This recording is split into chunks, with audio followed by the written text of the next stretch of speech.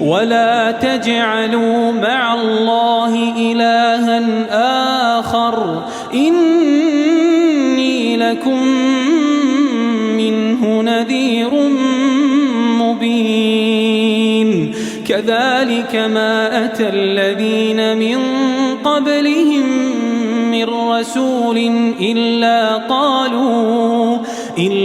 قالوا ساحر أو مجنون أتواصوا به بل هم قوم طاغون فتول عنهم فما أنت بملوم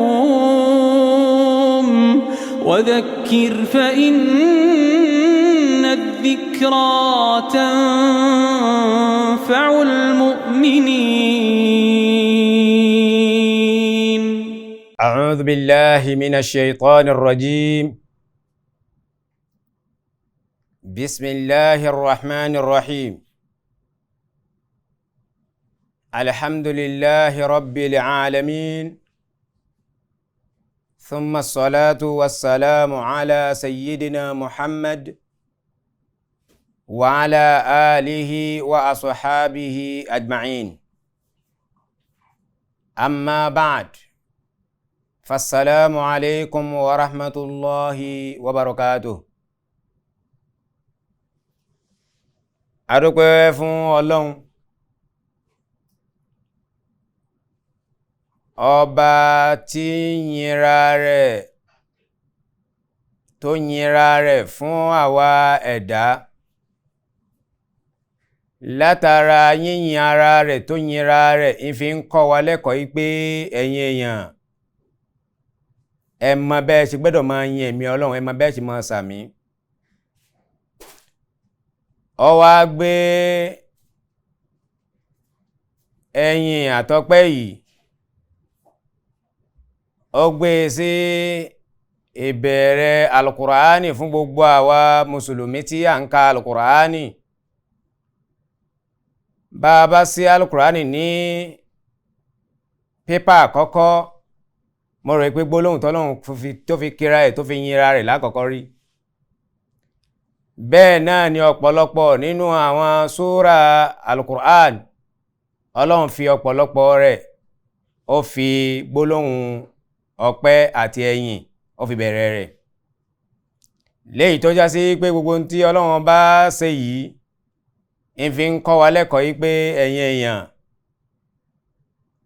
ẹ má kùnú láti máa yin èmi Ọlọ́run, láti máa yin mi, láti máa sàmí ní gbogbo ìgbà. Ọlọ́run ọba tó wá yìnra rẹ̀ níbẹ̀rẹ̀ alukùránì fún gbogbo àwa ẹ̀dá, ọba náà lákí o. Àwa náà yin Ọlọ́run ọba tí ọpẹ́ tọ́ sí, ọba tí ẹ̀yìn tọ́ sí ní gbogbo ìgbà àti ní gbogbo àsìkò ni ọpẹ́ tọ́ sí Ọlọ́run. Lẹ́yìn wá gbà náà, a wá tọrọ ìkẹ́ àti ìgẹ̀ fún Ànábì wa Muhammad, èyí tó já sí wípé òun náà la bá pè ní ọ̀gá gbogbo àwọn dúpẹ́dúpẹ́ láyé, gbogbo àwọn ẹni tí ó mọpẹ́ dá fọ́lọ́hun, ànábì náà ni ọ̀gá wọn. Ìkẹ́ Ọlọ́run, ọlá Ọlọ́run kó máa bá ànábì náà àti gbogbo àwọn ará alé ànábì àti gbogbo àwọn sàábí ànábì àti gbogbo àwọn èèyàn tí Ọlọ́run bá lò lóní sábàbí tí àwa náà fi máa ń tá a mọ̀ láyé lónìí nínú mímọ̀. Gbogbo àwọn ẹni tí Ọlọ́run lò ní sábàbí tá a fi máa ń tá a mọ̀ lónìí, Ọlọ́run ò má ṣàì jẹ́ kí ìkẹ́ Ọlọ́run, ọlá Ọlọ́run kó máa bẹ́ẹ̀ nìkọ̀ọ̀kan tiwọn náà. Lẹ́yìn ọpẹ́ àti ẹ̀yìn, a kí gbogbo àwọn bínibíni tí ń jẹ́ àwọn bàbá àtàwọn ìyá tó bí ẹnìkọ̀ọ̀kan wá sáyé. Gbogbo ẹni ń bẹ láyé nínú àwọn òbí, gbogbo wọn pátápátá la kí ní gbogbo ibi tí àwọn òbí wa bá ń bẹ lórí ilẹ̀ láyé. A kí wọn kú iṣẹ́ lórí ẹnìkọ̀ọ̀kan wa. Lẹ́yìn àwọn gbàtà kí àwọn bínibíni tán, àwọn ọ̀ǹtọ́ni lọ́kàn, àwọn tó tọ́ni láyé náà làwọn ọ̀gá wa. lẹ́yìn ìgbà táwọn òbí bí wa sáyé tán làwọn tó tọ́ wa wọ́n fi rí wa tọ́. Gbogbo àwọn tó wá tọ́ wa yìí tí wọ́n kọ́ wa tá a gbẹ̀kọ́ tá a fi dẹni tó mọ nǹkan kan láyé lónìí. Ọlọ́run gbogbo àwọn ọ̀gá náà pátá látòkè délẹ̀ gbogbo ẹni bẹ láyé inú wọn Ọlọ́run jẹ́ káyé mọ̀ dáa fẹ́ni kọ̀ọ̀kan wọn o. Àwọn ọmọ tiwọn náà jẹ́ kí wọ́n jẹ́ èèyàn. Lẹ́yìn wá gbà náà gbogbo àwọn tó ti wá ti lọ alìkìyámọ̀ nínú gbogbo àwọn ọ̀gá wa yìí Ọlọ́run jẹ́ kálìkìyámọ̀ dáa fẹ́ni kọ̀ọ̀kan wọn. Ọlọ́run bá wa kẹ́ wọn ní ìkẹ́ tàlìkìyámọ̀. Gbogbo tó fi máa ń kẹ́ ẹrú rẹ lálìkìyámọ̀ tí ó fi máa ń pẹ́ inú kẹ́mu ń bẹ yìí Ọlọ́run ò mọ́ṣẹ̀ bá fi ìkẹ́ náà fi kẹ́ gbogbo àwọn ọ̀gá wa tí ń bẹ nínú sàárè. Pàtàkì jùlọ olórí gbogbo àwọn ọ̀gá tó kọ́ wa ní kéwú tá a fi dẹni tó mọ̀ nǹkan kan lónìí.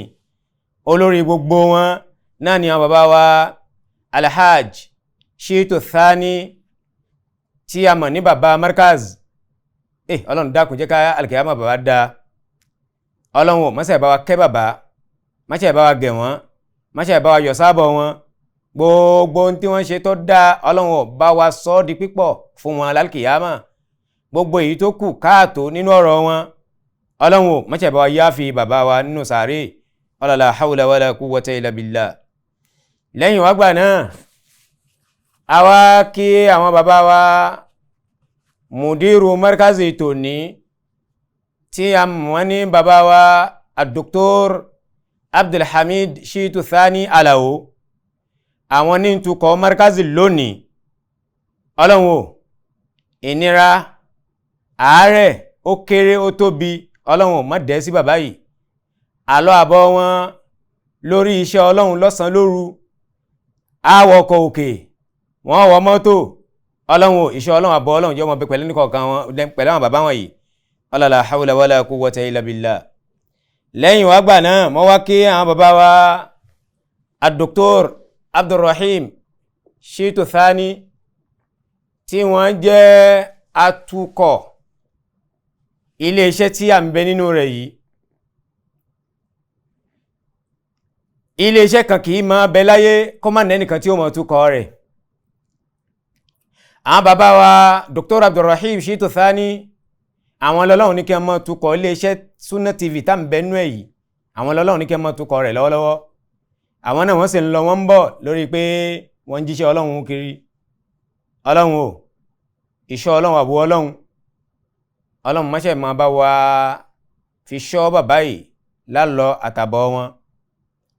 Bí wọ́n bá dálẹ̀ wọ́n fi ẹbí sílé, wọ́n fa àwọn ọmọ sílé, wọ́n fa àwọn ọmọ kéwú náà sílé. Ọlọ́run ò ibi tí wọ́n bá lọ lọ́hùn ìṣọ́ Ọlọ́run yóò máa bẹ pẹ̀lú wọn o. Àwa ará alé àti àwa ọmọ kéwú tí wọ́n fi sílé Ọlọ́run ò jẹ́ kí ìṣọ́ Ọlọ́run yóò máa bẹ pẹ̀lú tiwa náà. La ilaha illallah. Lẹ́yìn wá gbà náà ẹni bá ṣe kákí ipò ṣe. Àwọn ẹnìkan ni wọ́n ń dáwó sórí ètò yìí la fi láǹfààní àti máa gbẹ́sẹ̀ lẹ́sẹ̀ wá wọnú ilé iṣẹ́ yìí pé a fẹ́ wá jíṣẹ́ Ọlọ́run. Àwọn tó ní kí iṣẹ́ Ọlọ́run tá a fẹ́ máa jẹ́ yìí kó máa bọ́ sí ayé náà ni àwọn ọmọ bàbá wa Saifuddin Zakaria Àríkọ́ṣe. Gbogbo àwọn ọmọ bàbá yìí látòkè délẹ̀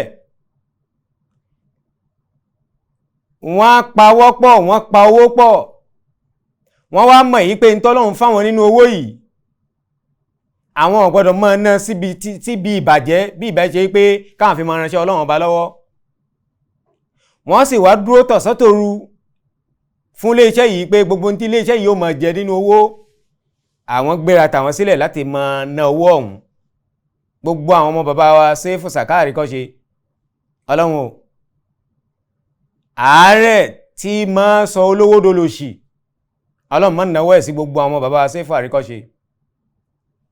Àárẹ̀ tí máa bá olówó tí wọ́n fi máa lọ jù sínú igbó lọ́dọ̀ àwọn tí ń sọ ipá wọn wo yàn sàn ọlọ́run má fi irú àárẹ̀ bẹ́ẹ̀ má fi mú gbogbo àwọn ọmọ bàbá Sẹ́fù Sàkáàrí kọ́ ṣe lẹ́yìn wágbà náà má sọ wọ́n di olówó àná bí wọ́n ṣe ń ná yìí bàbá wọn ná lánàá títí ó fi lé àwọn ọmọ lọ́wọ́ àwọn ọmọ bàbá Sẹ́fù Sàkáàrí kọ́ ṣe àwọn náà wọ́n ti rẹnu tí bàbá wọ́n ti rẹnu iṣẹ́ bàbá wọn ti ń ṣe lọ báyìí jẹ́ káwọn náà ṣe títí káwọn náà tó fi lé ọmọ tiwọn náà lọ́wọ́ la ilaha illallah lẹ́yìn ìgbà tá a ti kí gbogbo àwọn tó yẹ ká kí tá a ti yin gbogbo àwọn tó yẹ ká yìn láwọn tí ò tọ́ yí pé àgbọ́dọ̀ mọ́ kí wọn àgbọ́dọ̀ mọ́ yìn wọn a wà láǹfààní àti wọ oko ọ̀rọ̀ wa tòní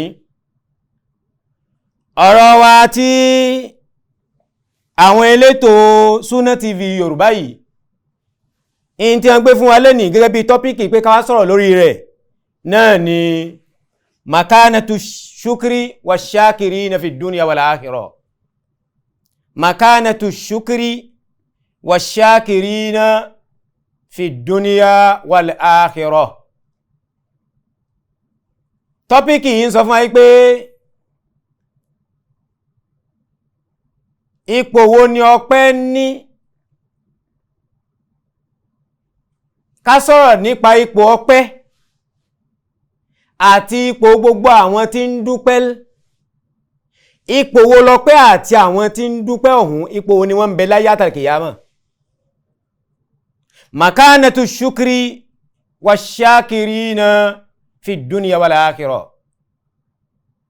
ipò wo lọpẹ́ ń bẹ láyé àtàlùkìyámà ipò wo wà ní àwọn ẹni tí ń dúpẹ́ ọ̀hún ipò wo làwọn náà ní láyé àtàlùkìyámà ipò wo ni wọ́n ní ipò wo ni wọ́n ń bẹ bọ́bọ́ wá rí bẹ́ẹ̀ a kọ́kọ́ ṣe bí ẹni yà sí àwọn bìkan ká tó dé ibi à ń lọ alákọ̀ọ́kọ́ kí làwọn àfáà ń pè ní ṣúkírù kí náà ń pè ní ọpẹ́ àwọn àfáà ń sọ fún wa pé ń tá ń pè ní ọpẹ́ yìí huwa irfanul ihsani wa nashru òun ni ká mọ̀ dáadáa tí ó dé ọ̀dọ̀ ẹni ká mọ̀ sí dáadáa kéèyàn mọ oore sóore wa nashruhu béèyàn bá sì mọ̀ tán kéèyàn wá fún oore ọ̀hún ká kéèyàn wá jẹ́ kí ara ayé mọ̀ pé Ọlọ́run ọba ó ṣoore fún mi in tá ń pè ní ashukru huwa irfanul ihsani wa nashru òun ni kéèyàn mọ oore sóore kéèyàn sì mọ bí èèyàn ó ṣe ti gbà sọ fáwọn ẹlòmíì pé Ọlọ́run mọ̀ sóore báyìí fún mi in táwọn àfáà ń pè ní ṣúkúrù nínú èdè nu in táwọn wá ń pè ní ṣúkúrù tá ń pè ní ọpẹ́ yìí lọ́dọ̀ àwọn àfáà onímímọ̀ huwa dhuhuru athari ni'matillahi ala lisani abdihi òun ni híhàn orí pa ìdẹ̀ra Ọlọ́run tọ́lọ́run ṣe fún ẹ̀dá kárí pé kó hàn lérí ahọ́n ẹrú tọ́lọ́run ṣe oore ọ̀hún fún zuhuru athari ni'matillah in tá ń pè ní ọpẹ́ òun náà ni orí pa ìdẹ̀ra Ọlọ́run tọ́lọ́run ṣe fún ẹrú rẹ̀ tá ń pè léèyàn kárí pa rẹ̀ ipò hàn lára rẹ̀ káyé orí ẹni Ọlọ́run wá ṣoore yìí fún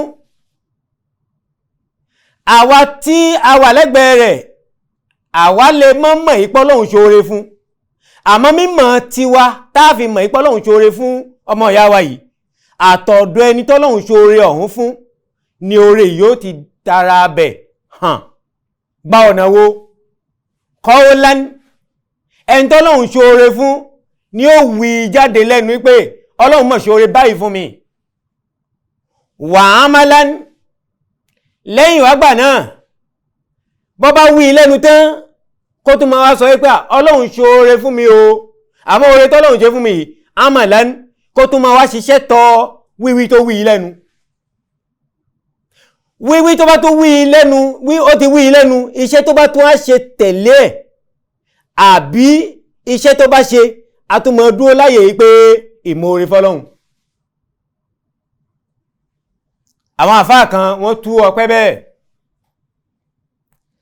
àmọ́ bàbá wa Ibn Qayyim yẹn ọ̀kan nínú àwọn àfáà àgbà láyé, kọ́lọ̀n jẹ́ kí alkiyama dá fún àfáà yìí, nígbà tó ń fẹ́ ṣàlàyé ní tàǹpẹ̀ ní ọpẹ́ fún wa, ó ní zuhuru athari ní ni'matillahi ala lisani abdihi. ó ní tàǹpẹ̀ lọ́pẹ́ òun náà ní kí orí pa ìdẹ̀ra tọ́lọ́run bá ṣe fún ẹrú kó hàn lérí ahọ́n ẹrú. yẹn ní pé bọ́lọ́run bá kẹ́ ẹrú ká sì rí pé ẹrú la ẹnu rẹ̀ kó fi sọ pé ọlọ́run bá ṣe kẹ́ tóun. sana'an wíwí tó fẹ́ máa wí yìí kó máa yin ọlọ́run lórí ẹ̀. sana'an wíwí tó fẹ́ máa wí yìí yá sí pé yóò máa yin ọlọ́run láyé ó fi mọ̀ wípé ọlọ́run bá ṣe oore kan fún arákùnrin yìí àbí arábìnrin yìí. wàyín ti rọ́ọ́fán bákan náà a tún mọ rí orípa yìí lára ẹ̀ pẹ̀lú ipò òun fúnra rẹ̀ ó dá oore ọ̀hún mọ̀ sí oore.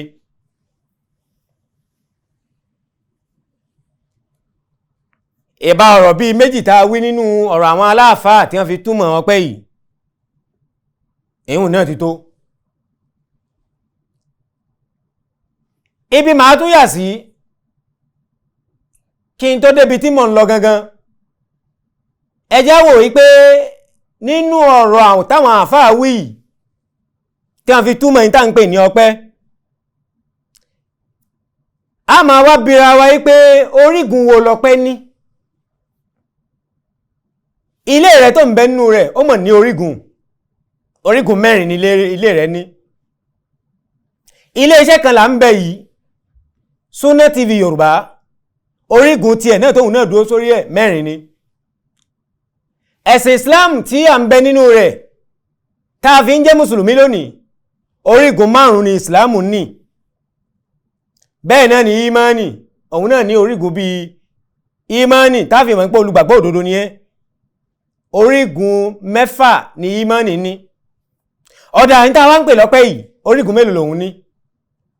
àwọn àfáà ń sọ fún wa wípé orígun ọpẹ́ tí ọpẹ́ tèmi àti ọpẹ́ tiẹ̀ náà dúró lé lórí 3 ni. alákọ̀ọ́kọ́ nínú orígun yìí al-i'tirafu bin-ni'ma. ẹni Ọlọ́run bá ṣe oore fún òun fúnra rẹ̀ ní láti dá a mọ̀ kangakanga pé ìdẹ̀ra Ọlọ́run, ìkẹ́ Ọlọ́run leléyìí tó dọ́dọ̀ mi. kí ni ìtumọ̀ gbólóhùn yìí?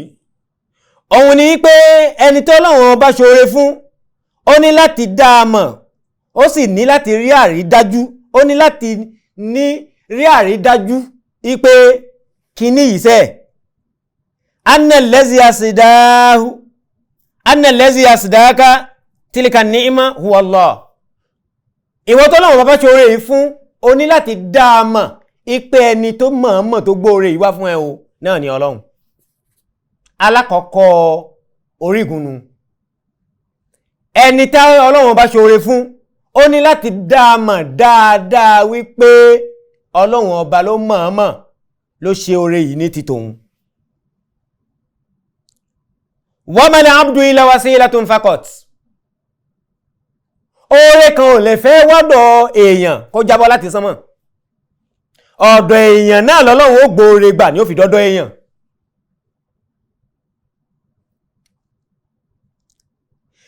ẹni tó Ọlọ́run ṣe oore fún ní láti mọ̀ àmọ̀dájú wípé ẹni tí Ọlọ́run bá lò ló ní sábàbí tó oore ìfi dọ́dọ̀ tòun, wàsílà lòun, ìyẹn ní pé àkàsọ̀ lòun jẹ́ lóore ìfi dọ́dọ̀ tòun, àkàsọ̀ tí oore fi dọ́dọ̀ tòun lẹni tọ́lọ́run lò tí oore ìfi dọ́dọ̀ tòun. fala tansab ni'mata lil abd. ìwọ tọ́lọ́run bá ṣe oore fún, má ṣe àfi ti oore tọ́lọ́run ṣe fún èyí, má ṣe àfi ti ẹ̀ sọ́dọ̀ ẹni tí oore gbà dọ́dọ̀ rẹ̀ tí ń jẹ́ èèyàn ẹgbẹ́ rẹ̀. má ṣe àfi ti oore náà sọ́dọ̀ rẹ̀ ìpè lágbájá ọmọ lágbájá ló ṣe oore báyìí fún mi. wàtánsà rọ́b, ọ gbọ́dọ̀ má ṣe àfi ti oore nì sọ́dọ̀ ẹni tí Ọlọ́run gbé oore gba ọ̀dọ̀ rẹ̀ fi dọ́dọ̀ rẹ̀, kó máa wá gbàgbé Ọlọ́run tó mọ̀ọ́mọ̀ tó taari oore nì sí ẹ. o gbọ́dọ̀ ṣe báhùn. Ẹni tí Ọlọ́run bá lò tí oore ní fi dọ́dọ̀ rẹ o gbọ́dọ̀ ṣe àfi ti oore náà sọ́dọ̀ rẹ̀ pátápátá kó wá gbàgbé Ọlọ́run. Ó ní láti mọ̀ yí pé Ọlọ́run bá lọ́ba tí ó gbóore yìí wá, àmọ́ ẹni tọ́lọ́run lò yìí ó lò òun gẹ́gẹ́ bí àkàsọ̀ tí oore fi ń dé ọ̀dọ̀ èèyàn ni. Àsáàní orígun ẹlẹ́ẹ̀kejì tí ìmánì tí ọpẹ́ tó dúró lé lórí, orígun kejì tí ọpẹ́ dúró sórí rẹ̀ náà ni atahaddusu biha wasana'u ala al-mun'im. Bóore bá dọ́dọ̀ rẹ má pa oore mára, má gbẹ̀mí oore rẹ sára ń bẹ̀ kó má jẹ́ kéèyàn mọ̀ ìpọ́ Ọlọ́run bá ṣe oore fún ẹ. Atahaddusu biha ìdẹ̀ra tọ́lọ́run bá ṣe fún ẹ nì láàrin àwọn èèyàn fi wí lẹ́nu. Bó lè wí lẹ́nu ṣiṣẹ́ kó fi dúpẹ́ fọ́lọ́run. Wasana'i ala al-mun'im lẹ́yìn ìwágbà náà bó bá ti ń wí pé Ọlọ́run bá ṣe oore fóhun tán kó sì máa yin Ọlọ́run kó máa sa Ọlọ́run ọba tó mọ̀ọ́mọ̀ tó ṣàẹlẹ́ṣà láàrin gbogbo àwọn èèyàn pé oore yìí o má lọ ọ̀dọ̀ ẹnìkan ju lágbájá ọmọ lágbájá lọ. Ẹni tó taari oore nì sí ẹ tí ń ṣe Ọlọ́run máa sa Ọlọ́run náà máa yìn. Nítorí pé Al-Qur'an Ọlọ́run sọ fún Ànábì wa Muhammad nínú Suratu Duha nígbàtí Ọlọ́run bá ń ka àwọn nǹkan kan fún Ànábì ìgbèrè Ànábì ọmọ òrukàn ni ẹ́, ó níyá ó ní bàbá ó gbọ́njú bá wọn dáadáa kí n tó gbẹ̀mí wọn. Bàbá rẹ̀ ó dé bá aláyé, ìyá rẹ̀ tó tún dé bá náà ó ní nǹkan bí ọdún 6 ni mo gbẹ̀mí màmá rẹ̀. Nígbàtí Ọlọ́run tó kà ó ní mo rí ẹ lọ́mọ òrukàn náà kí n tó sọ ẹ́ dé èèyàn, mo rí ẹ náà kí n tó sọ ẹ́ di ọlọ́rọ̀. Nígbàtí Ọlọ́run ka kíní lọ títí ó ní wa amma bi ni'mati rabbika fahadith. Ṣorí oore tẹ́mi Ọlọ́run bá ṣe fún ẹni má pa á mára, wí lẹ́nu. Wa amma bi ni'mati rabbika fahadith. Ṣorí tí mo gbé tìyẹ tí mo fi sọ ẹ́ déèyàn ni, sí sọ ẹ́ déèyàn tí mo sọ ẹ́ déèyàn láì lo bàbá rẹ, láì lo ìyá rẹ, tí mo sì ní ó padà dèèyàn náà sáyé.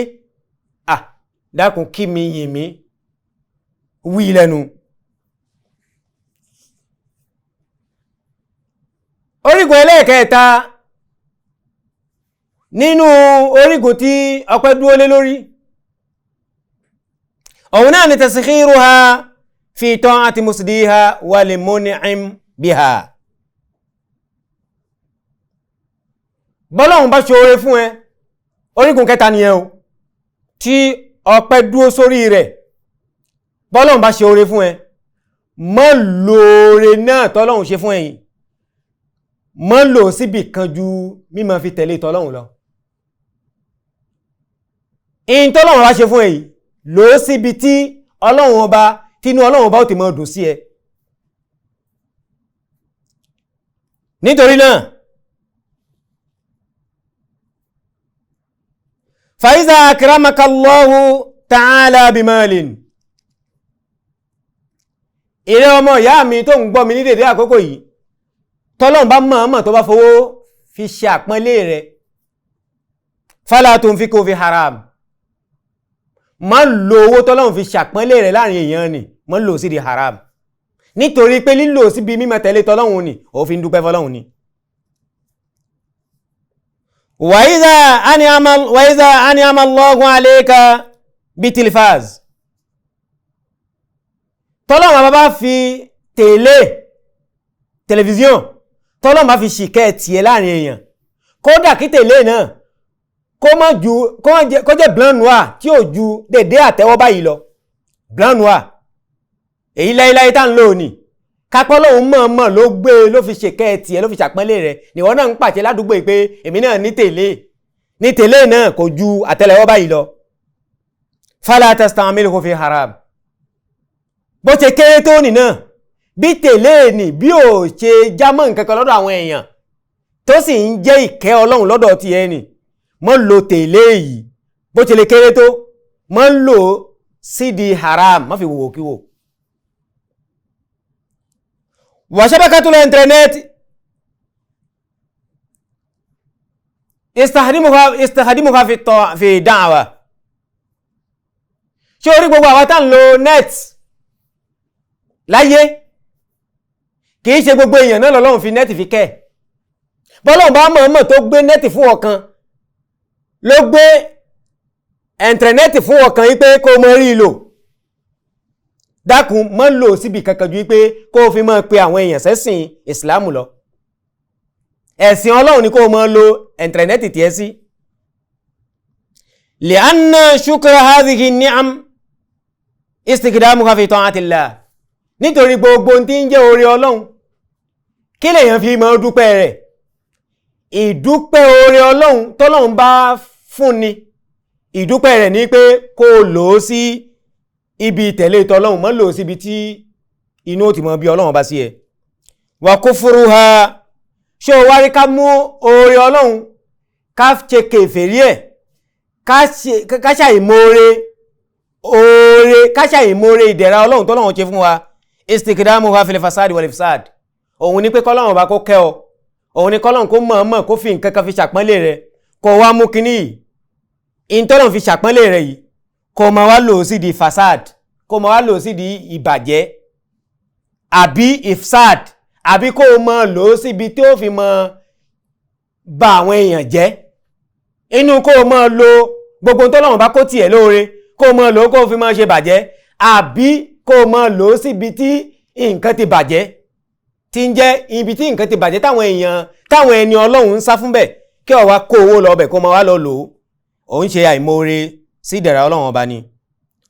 wa man razaqahu ilman ṣe wá rí ẹni tí ọlọ́run bá bùn nímọ̀ tó bá jẹ́ pé wọ́n bá ń bẹ ní ẹni tí ọlọ́run bùn nímọ̀ fashukruhu bil infaqi minhu èyí tí ń jẹ́ ọpẹ́ tó yẹ kó máa dá fọ́lọ́run bẹ́ẹ̀ òun ni pé kí ìwọ náà mú nínú mọ̀ náà kó máa ná báwo ló ṣe máa ná ìmọ̀ rẹ tí ó fi máa jásí pé òun mórí fọ́lọ́run bí an tu'allima gayraka òun ní pé ìwọ náà mú ìmọ̀ rẹ kó mú àwọn ẹnìkan nínú àwọn ẹ̀dá ọlọ́run kó máa kọ́ wọn wa tufaqqiha ahlaka wa jaraka àwọn tó jẹ́ ẹbí rẹ àwọn tó jẹ́ ládùúgbò rẹ jẹ́ káwọn náà ráǹfààní mímọ̀ látara tiẹ̀ sábà ìpọ́ ọlọ́run ọba ló mọ̀ọ́mọ̀ ló fi ìmọ̀ ló fi ṣe àpẹẹlẹ fún ẹ ìdúpẹ́ ìmọ̀ tó ní nì òun ní pé kíwọ náà kó fi mọ àwọn ẹlòmíì.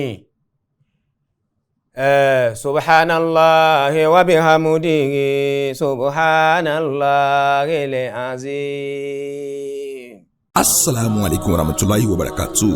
Ìkànnì tẹ́ ń wò yìí náà ní ìkànnì Sunna TV níbi tí àwọn onímọ̀ ti ń tẹ̀ ìmọ́lẹ̀ sórí ẹ̀sìn Islam látòrí Sunna TV ìmọ́lẹ̀ nínú sunna nabi Muhammad sallallahu alayhi wa sallam ní gbogbo ìgbà ní kẹ́ ẹ máa wò wá tí ẹ sì máa rí ẹ̀kọ́ ìsìnkọ́ lórí ìkànnì yìí náà ni o òun ló múlẹ̀ rẹ̀kẹ̀tẹ̀ yàtọ̀ yìí gbogbo mùsùlùmí lọ́kùnrin àti lóbìnrin ẹ jẹ́ ká máa wo Sunna TV ẹ jẹ́ àwọn ọmọ wa náà máa wo Sunna TV kí wọ́n lè bá ní ìmọ̀ tó péye nípa sunna ìkànnì tó ń tàn mọ́lẹ̀ sínú ẹ̀sìn ni Sunna TV Yorùbá ẹ máa wò wá ní gbogbo ìgbà kẹ́sì máa kọ́ ẹ̀kọ́ tó péye nípa sunna.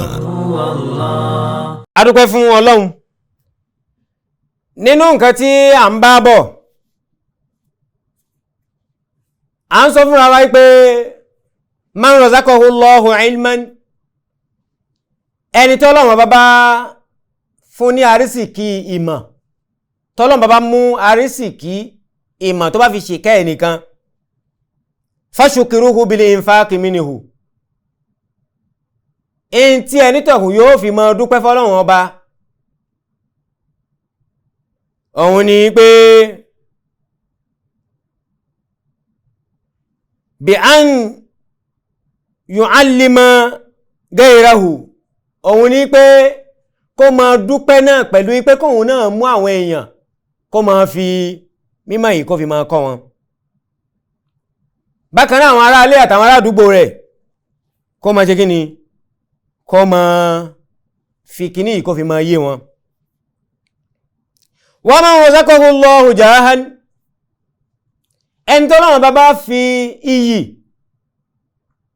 fi ṣe àrísìkí fún, ẹni ọlọ́run bá fi iyì fi ṣàpọ́nlé fún. Kìí ṣe gbogbo èèyàn láyé lọ́lọ́run fún níyì, kìí ṣe gbogbo olówó ayé lọ́lọ́run bùn níyì, kìí ṣe gbogbo àwọn gbajúmọ̀ ayé lọ́lọ́run fún níyì. Ọ̀tọ̀ọ̀tọ̀ ní gbogbo ẹ̀rìn. Ọlọ́run sì lè kó gbogbo ẹ̀ ńgbà míì kókó fẹ́nìkan ṣo. Àmọ́ ẹni ọlọ́run bá mú iyì tó bá fi ṣàpọ́nlé fún, irú ẹni bẹ́ẹ̀ náà gbẹ́ni láti máa dúpẹ́ fọ́lọ́run. Ọ̀nà wo lẹ́yìn tọ̀hún ní láti gbà fi máa dúpẹ́ fọ́lọ́run? Fashukruhu bi an yasta'milahu fi tasyiril hajati lil akharin. Iyì tí èèyàn bá ní, èèyàn ní láti lo iyì náà síbi àti lè sọ bùkátà àwọn èèyàn di ìrọ̀rùn. Àwọn èèyàn ó nídìí ẹ, wọ́n ó nídìí iyì lára rẹ. Bóyá àwọn ẹni tọ̀hún nínú èèyàn wọ́n lè ṣe bẹ́ẹ̀ ní hásíbì kan tí wọ́n wà nídìí rẹ, ìwọ tọ́lọ́hun bá bùn níyì. Ìgbà bàbá ẹ dákun, iyì tọ́lọ́hun bùn yìí, ẹ dákun ẹ wá ń lò ó ní ààyè báyìí, mo ti há ń bi báyìí báyìí. Ẹni tó fẹ́ máa dúpẹ́ iyì, àfi kó sáré síbi tí wọ́n pè é sí, kó lọ bíà bùkátà ẹni tó há nì, kó lọ bá bíà bùkátà rẹ̀ níbi tó há sí, kó lọ lo iyì rẹ̀ ń bẹ̀ fún. Wàkọ̀dọ́ yìí masalihim, kó lọ bíà bùkátà ẹ̀ nítòhun, kó lọ bíà bùkátà ẹ̀ fún pẹ̀lú iyì tóhun ní lọ́wọ́. Owó ni ò ní lọ́wọ́, àmọ́ iyì tí ń bẹ lọ́dọ̀ rẹ̀ kó lọ lò fẹ́ nítòhun kó fi bíà bùkátà rẹ̀ níbi tí ẹni tọ̀hún ká sí ti nídìí iyì lọ́dọ̀ rẹ̀. Gbogbo ẹ̀yin ọmọ ìyá mi tí ẹ̀ ń wò mí ń lé, aṣukuru táwí, ǹjẹ́ ká máa wá fi gbogbo in tó lọ́wọ́n bá fún wa nínú owó, nínú ọlá, nínú iyì, nínú ìmọ̀, nínú gbogbo in tó lọ́wọ́n bá bùyàn láyé, kéèyàn wá fi kíní kó fi máa dúpẹ́ yìí? Ǹjẹ́ rí tiwa ló ti bẹ̀rẹ̀? Rárá.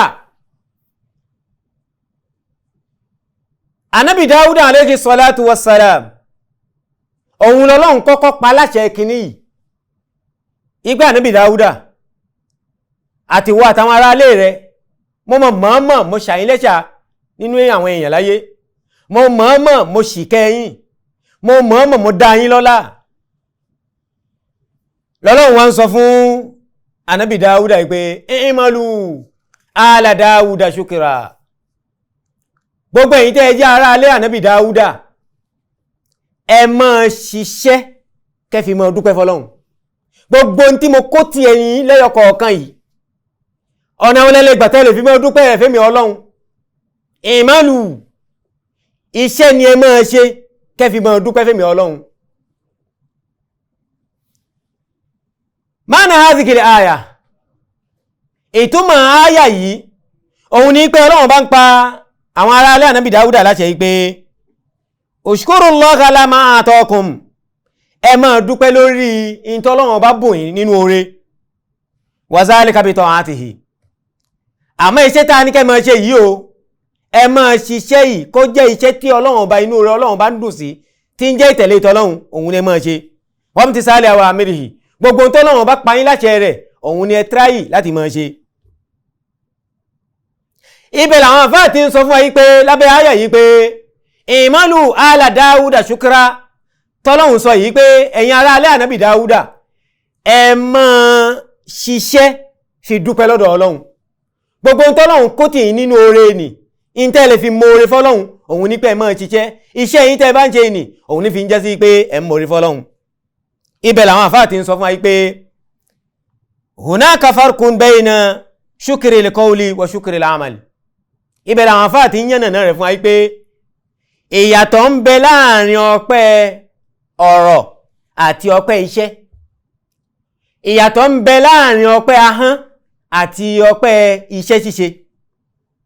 Wa shukru l-qawl bil-lisan yusamma hamdan. Ṣé rí kéèyàn máa dúpẹ́ pẹ̀lú ahọ́n, wa shukru l-qawl bil-lisan, kéèyàn máa dúpẹ́ pẹ̀lú ahọ́n, ìyẹn làwọn àfáà ń pè ní hamdu. Kéèyàn máa dúpẹ́ pẹ̀lú ahọ́n pẹ̀lú ẹnu, òun làwọn àfáà ń pè ní alhamdu.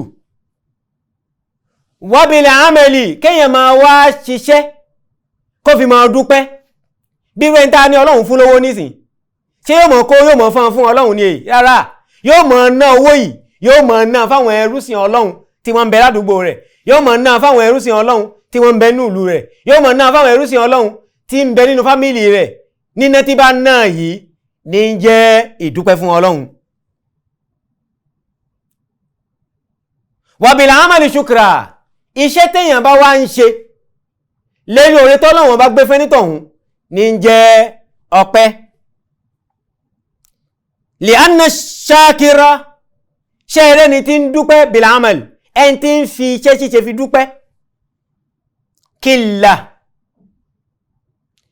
àwọn tí ń dúpẹ́ pẹ̀lú ahọ́n lọ́pọ̀ láyé. Àwọn tí ń jẹ́ alhamdulillah, alhamdulillah, alhamdulillah, alhamdulillah, àwọn lọ́pọ̀ láyé.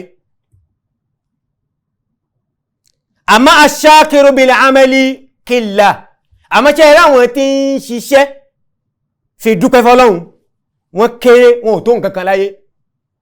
Èmi kí mo wí o, èmi kọ́ mo wí gbólóhùn yìí. Ọlọ́run ọba ní ń sọ báyìí fún wa níparí ááyà tí Ọlọ́run ọba fi ń pa àwọn ará ilé ànábì Dáúdà láṣẹ yìí pé ìmọ̀lù ala Dáúdà ṣúkìrà, ẹ̀yin ará ilé ànábì Dáúdà ẹ máa ṣiṣẹ́ fi dúpẹ́ fẹ́mi Ọlọ́run. Lẹ́yìn ìgbà tẹ́ ẹ bá ti fi ahọ́n dúpẹ́ tán, ẹ jẹ́ kí ọpẹ́ yín ní dúdú pẹ̀lú iṣẹ́, ẹ jẹ́ ó pọ̀. Wa qalilun min ibadiya shakur.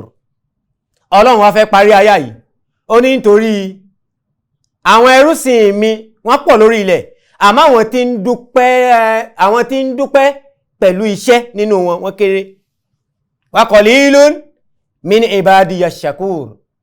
Àwọn tí ń fi iṣẹ́ ṣíṣe fi dúpẹ́ fẹ́mi Ọlọ́run nínú àwọn ẹrúsìn mi, nínú àwọn èèyàn tí mo dá tẹ́rì ilẹ̀, wọ́n kéré. Àwọn tí ń fi iṣẹ́ dúpẹ́ fẹ́mi Ọlọ́run kéré. Àwọn tí ń fi iṣẹ́ dúpẹ́ fẹ́mi Ọlọ́run wọ́n kéré. Ibẹ̀ láti wá fi rí i pé gbogbo ìrètí Ọlọ́run bàbá fún ní owó, in tó fi mọ̀ dúpẹ́ fọ́lọ́run ní pé kó máa ná fáwọn ẹrúsìn Ọlọ́run. Ìwọ tọ́lọ́run bá fún ní ọlá, kó fi ọlá rẹ kó mọ lò fáwọn ẹrúsìn Ọlọ́run, ní jẹ́ sí pé òun dúpẹ́ fọ́lọ́run, má ha mọ́. Ìwọ tí Ọlọ́run bá bùn ní mímọ̀, má ha ìmọ̀ mọ̀, má ha mọ́. Lò fáwọn èèyàn, lò fáwọn ọmọ mùsùlùmí. Ìwọ tó bá mọ̀ òfin Islam, má pa á mára, lò fáwọn èèyàn kó fi mọ dúpẹ́ fọ́lọ́run. Lílò tó bá ń lò ó yìí, ó rí wípé àlékún ní ó máa bá. Aṣókìrù, ṣẹ́rí ká dúpẹ́ táwọn yìí, sífàtul anbiya, ìròyìn àwọn ànábì Ọlọ́run ni ọpẹ́ dúdú. Aṣókìrù sífàtul anbiya, ọpẹ́ dúdú sẹ́, ìròyìn tọ́lọ́run bá fi ròyìn àwọn ànábì Ọlọ́run ni. Àkọ́kọ́ òjíṣẹ́ tọ́lọ́run bá fi ránṣẹ́ sórí ilẹ̀ tá ń pè ní ànábì Nuha alayhi salatu wassalam. Nígbà tọ́lọ́run fẹ́ ròyìn rẹ̀ fún wa, ọpẹ́ lọ́lọ́run fi ròyìn ànábì Nuha. Ibo lọ́lọ́run ti ń ròyìn rẹ̀ fún anú al-Qur'ani, ó ní dhurriyatan man hamalna ma'a Nuhin innahu kana abdan shakura. Innahu kana abdan shakura. Ànábì Nuha ó jẹ́ ẹrú kan tí máa dúpẹ́ fọ́lọ́run. Ó jẹ́ nìkan tó mọ̀ọ́re fọ́lọ́run tí sì máa ń dúpẹ́ rẹ̀ pẹ̀lú iṣẹ́ ṣíṣe.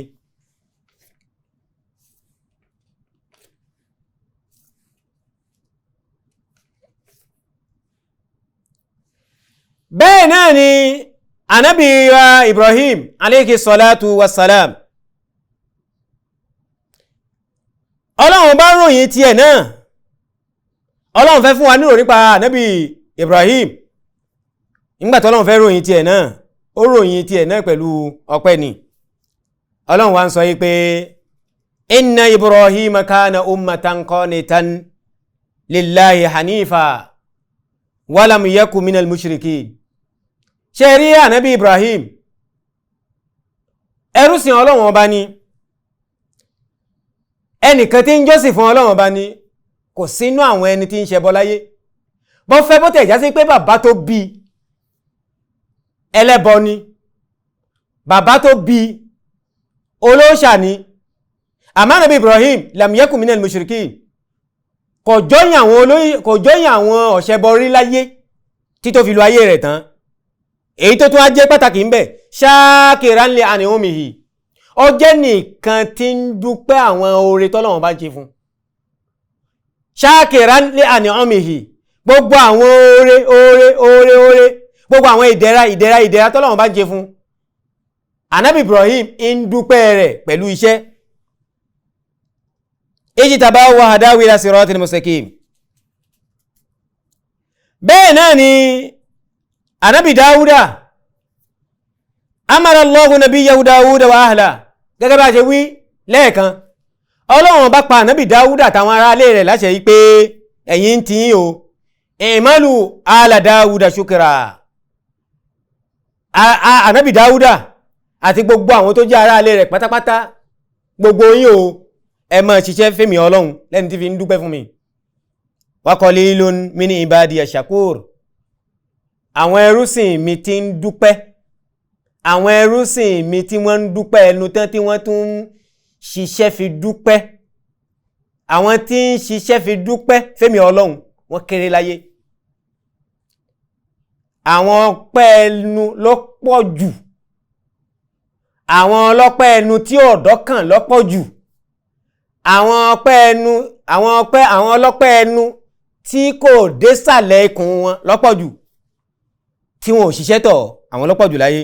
àmọ́ àwọn tí ń ṣiṣẹ́ fi dúpẹ́ fẹ́mi Ọlọ́run qalil, wọn kéré. ànábì Suleiman alayhi salatu wassalam,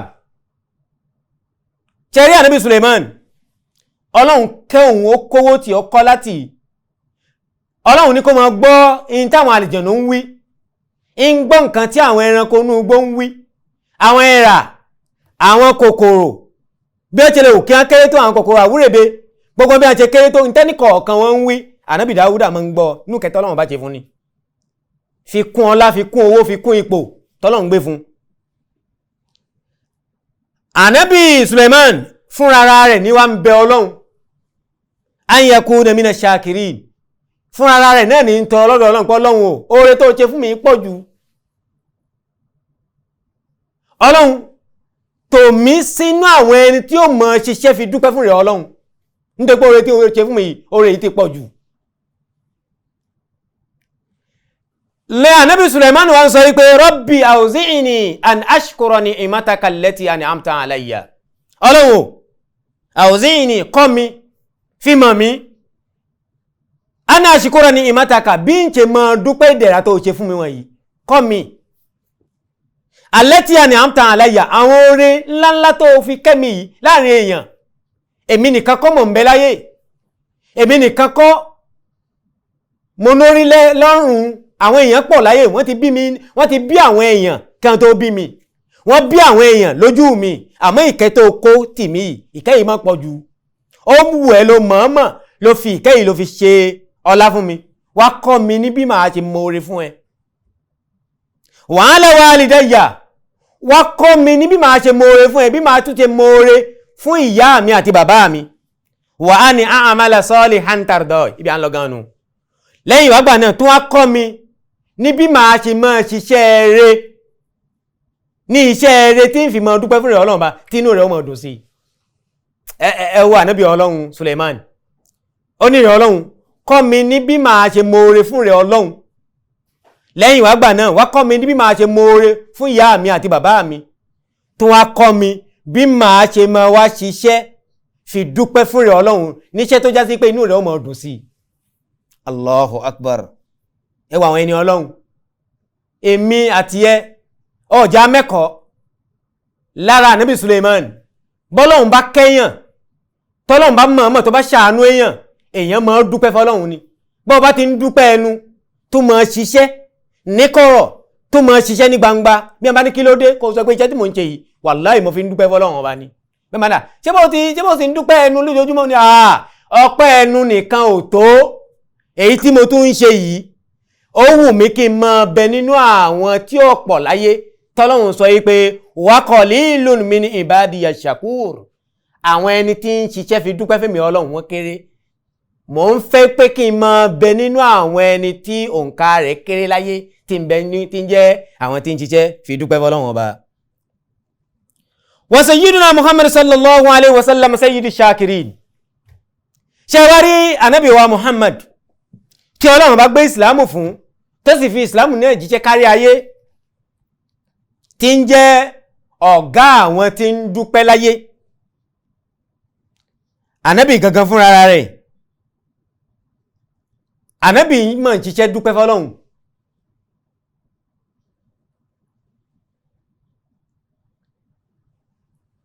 wọ́n ní ànábì wa Muhammad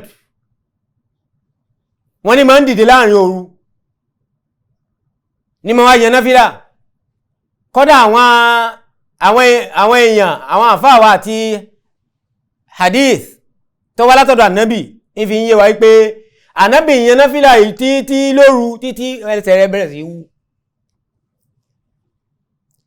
nígbàtí lẹ̀ mọ́ àwọn èèyàn ń sọ fún pé rẹ̀ ànábì tí ó tún dààmú ara rẹ̀ ni èyí wa qad ghafara Allahu laka ma taqaddama min zambika wa ma ta'akhkhar ṣe bí ìrẹ̀lẹ̀ ọlọ́run bá sọ fún yín pé gbogbo ẹ̀ṣẹ̀ tó ti ṣẹ̀ gbogbo ẹ̀ṣẹ̀ tó ti ṣẹ̀ síwájú àṣẹ àtèyí tí ó lè ṣẹ̀ lẹ́yìn àti yáfì rẹ̀ sílẹ̀ àtèyí tó ti ṣẹ̀ àti yáfì rẹ̀ àtèyí tó ti ṣẹ̀ àti yáfì èyún náà sílẹ̀ ṣe bọ́lọ́run ti wí bẹ́ẹ̀ fún ẹ ṣe tó tún wá ń dààmú ara rẹ̀ títí tẹ́sẹ̀ ń wú lára rẹ̀ báyìí nígbàtá náà fi fẹ́ dáhùn sallallahu alayhi wa sallam anabi ń sọ fún ẹ pé afala akunu abudan shakura allahu akbar allahu akbar anabi náà dáa bọ́lọ̀ bá tẹ̀lé òun ti yááfì mi níbi ẹ̀ṣẹ̀ ọ yááfì mi níbi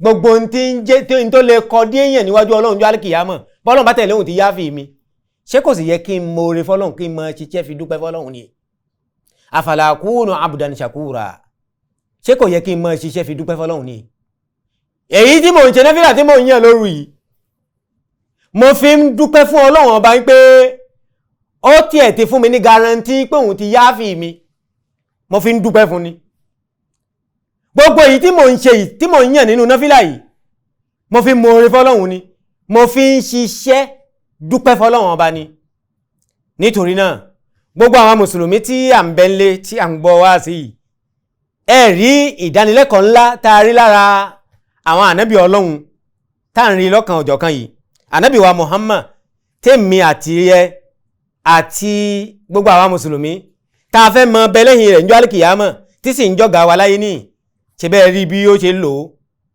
ọlọ́run ti fún un ní garanti pé òun ti yááfi rẹ̀ tòun ti bẹ́ẹ̀ náà ní tó ń ṣiṣẹ́ ẹni tó fi ń dúpẹ́ fún ọlọ́run.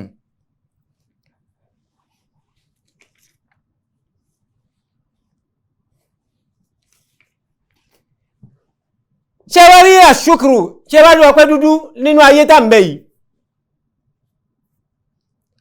àǹfààní tí ọpẹ́ mú wá ipò tí ọpẹ́ ní láyé ní sábàbù lè ziyada bó o bá ń dúpẹ́ lérí oore kan tọ́lọ́run ṣe fún ẹ ìwọ fúnra rẹ náà ló ń wá sábà bí oore náà ti máa pọ̀ sí ń já sí pé ipò tí ọpẹ́ ní ipò yìí pé a tún mọ owó oore fi kún oore fún ni gẹ́gẹ́ bí tọ́lọ́run bá sọ ọlọ́run ní la in shakartum la azidannakum la in shakartum la azidannakum ọlọ́run bá ní tí ẹ bá ń dúpẹ́ fẹ́mi ọlọ́run máa máa ṣàlékún rẹ̀ fún yín ni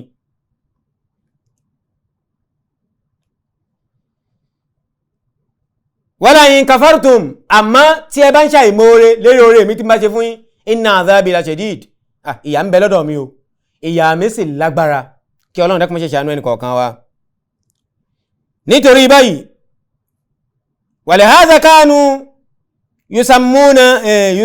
yusammuna ash-shukra al-hafidh lára eléyìí ní àwọn sálàfù sọ́ọ̀lì àwọn ẹni rere tàná làwọn ṣe máa pe ọpẹ́ dúdú ní ìntí ń ṣọ́ nǹkan tí a ń pè ní guardian àbí ká pè ní hafiz ẹni tí ń ṣọ́ nǹkan li'annahu yahfazu ni'am nítorí pé bó bá ń dúpẹ́ lórí oore kan ìdúpẹ́ ẹni yóò mọ̀ bá ẹ ṣọ́ oore tó ń torí ẹ̀ dúpẹ́ oore an-ni'am al-mawjuda oore tó ń torí ẹ̀ dúpẹ́ tí ń bẹ lọ́wọ́ rẹ ni ọpẹ́ a máa bá ẹ ṣọ́ a sì máa bá ẹ dè mọ́lẹ̀ kò ní jẹ́ kí oore ni kó lọ́mọ ẹ lọ́wọ́ wal-jalib bákan náà àwọn ẹni rẹ̀ àná wọ́n á tún máa pe ọpẹ́ dúdú ní agọ̀gọ̀ tá a fi máa wọ́ nǹkan mọ́ra li'annahu yajlibu an-ni'am al-mafquda nítorí pé ọpẹ́ dúdú a máa wọ́ oore tí kèétí ìdè àwọ̀ ọmọ ni ipé wọ́n ti ẹ̀ máa bọ̀ tètè máa bọ̀ ń bí ẹni tí èèyàn mi yìí ti ń dúpẹ́ èyí tí ń bẹ́ńlẹ̀ ìwọ tó wà lókèrè nínú oore tó ti ìdè tètè súnmọ́ kó máa bọ̀ nínú ipò tí ọpẹ́ ní nínú ayé ọ̀kanu ṣe wá rí ọpẹ́ dúdú ipò wo ló wá ní lálkìyámà li shukri jazaa'un 'azimun wa thawabun 'inda Allah lọ́dọ̀ Ọlọ́run ọpẹ́ dúdú ó ní ẹ̀san tó pọ̀ lọ́dọ̀ Ọlọ́run nítorí pé ẹni tí ń dúpẹ́ imtasala amra rabbihi mú àṣẹ Ọlọ́run bá mú ṣẹ ni wa 'arafa wahiban ni'ima ó sì mọ ẹni tó bùn ún ní oore yìí ó mọ ẹni tọ̀hún ní fi ń dúpẹ́ ní fi mú àṣẹ rẹ̀ ṣẹ nínú ipò tí ọpẹ́ ní lálkìyámà Ọlọ́run sọ wípé gbogbo ẹni tí bá ń dúpẹ́ sẹ́ bó bá dijọ́ lálkìyámà wọ́n san lẹ́san Ọlọ́run sọ wípé wa sayajzillahu shakirin gbogbo àwọn dúpẹ́ láyé Ọlọ́run lè mi Ọlọ́run màá san wọ́n lẹ́san àfà ìdálkìyámà wọn ní mi ò ní san wọ́n lẹ́san àlkìyámà Ọlọ́run tún sọ nínú àyà mi ó ní wa sanajzi shakirin àwa Ọlọ́run fọwọ́ sọ̀yà bẹ̀ Ọlọ́run ní àwa Ọlọ́run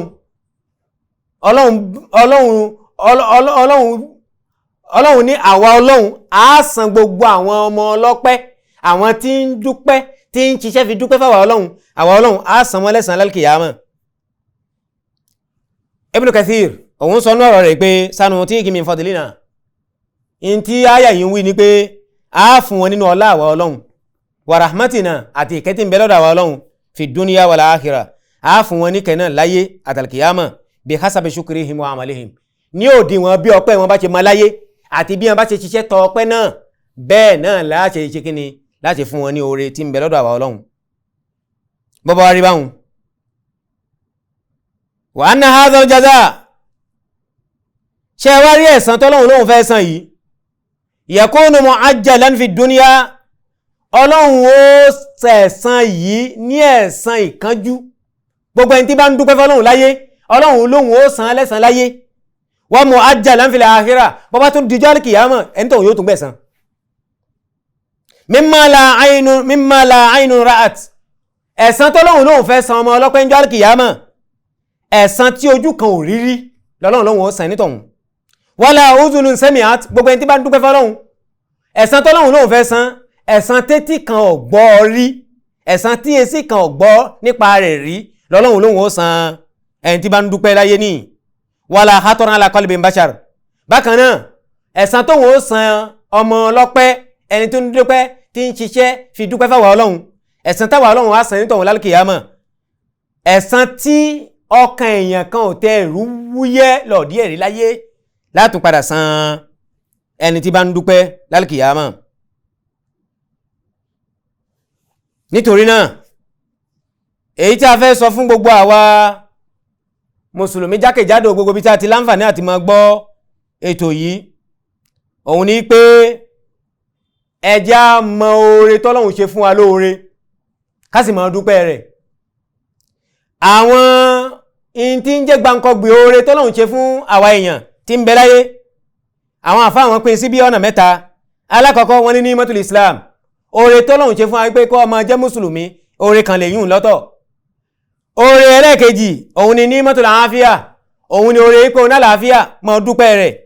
oore ẹlẹ́ẹ̀kẹta òun ni ni'matur ridha, oore pé ó tiẹ̀ níyọnu tàbí inú rẹ̀ ń dùn, àrídọ́ ó ń yọnu sí gbogbo ntọ́lọ́wọ̀n bá gbé wá fún ẹ. kìí ṣe gbogbo èèyàn tí ń bẹ láyé ní yọnu sí ìpín Ọlọ́run ọba fún, kìí ṣe gbogbo èèyàn ní gbà. ẹni tí ó bá wá ń rí i pé òun jẹ́ mùsùlùmí, òun sì ń lálàáfíà, àwọn ọmọ tòun lálàáfíà, bákan náà òun sì ń yọnu sí gbogbo ntọ́lọ́wọ̀n bá ń pín fún òun nínú oore, kíró ẹni tọ̀hún kó mọ dúpẹ́ rẹ̀ ní gbogbo gbà. Ọlọ́run ò má ṣe ìṣẹ́ni kọ̀ọ̀kan wa ní ọmọ ọlọ́pẹ́, ṣe wá lẹ́ni tí ó mọ ṣiṣẹ́ dúpẹ́ fún rẹ̀ Ọlọ́run, ṣe wá lẹ́ni tí ó mọ dúpẹ́ ẹnu fún rẹ̀ Ọlọ́run, ṣe wá lẹ́ni tí ó mọ ṣiṣẹ́ fi dúpẹ́ fún rẹ̀ Ọlọ́run. má ṣe wá láláìmoore Ọlọ́run, má ṣe ẹnì kọ̀ọ̀kan láláìmoore Ọlọ́run, má ṣe wá láláìmoore o. ọkùnrin wa Ọlọ́run má ṣe láláìmoore, obìnrin wa Ọlọ́run má ṣe wá láláìmoore, ọmọdé wa Ọlọ́run ní ṣe wá láláìmoore, àgbàlagbà wa Ọlọ́run má ṣe wá láláìmoore. la hawla wala quwwata illa billahil aliyyil azim. subhana rabbika rabbil izzati amma yasifun wa salamun ala al mursalin walhamdulillahi rabbil alamin. Allahu akbar, Allahu akbar, Allahu akbar. La ilaha illa Allah. Allahu akbar, Allahu akbar. Walillahil hamd. Allahu akbar, Allahu akbar, Allahu akbar. La